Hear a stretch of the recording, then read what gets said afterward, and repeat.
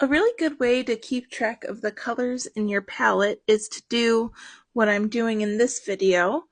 Previously, I had drawn my palette, so I counted out how many little wells there were and made sure that I had the exact number.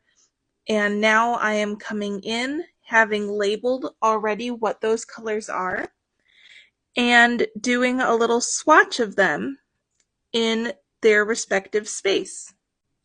Now my palette was already filled and I did know mostly what the colors were. There were a few that I had to double check on, but this is the best place to do it when you just get a new palette and you have a whole bunch of paints, and as you're filling it, write down accordingly where it's going on that piece of paper and then do a little swatch. And at the bottom of these little swatches, I'm trying to make it darker so that you get a little value scale.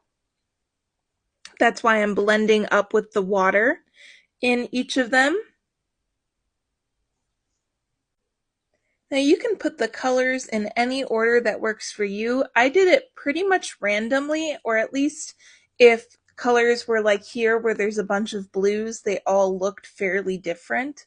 And that's because I don't want to accidentally aim for a certain rose color. I've got two rose colors in there, but go for the wrong one. So I just did it where I could lay them out in a way that worked for me. If you want to do all of your blues together, all your yellows together, etc., that is perfectly fine. It is your palette. Now, this does make you kind of stick to having these colors where they are in the palette, but if you ever wanted to change it up, you could always just wash it out once you've used up these colors and make a new one of these guides.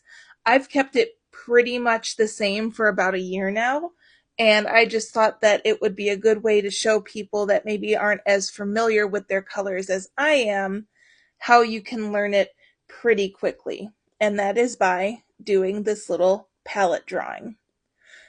I do have a couple of blank spaces in here, and those just don't have anything filled in them yet, but once I decide what colors will go there, I will add it to my little list here. I hope that you try this out, and if you do, I hope that it works for you. Thank you so much for watching.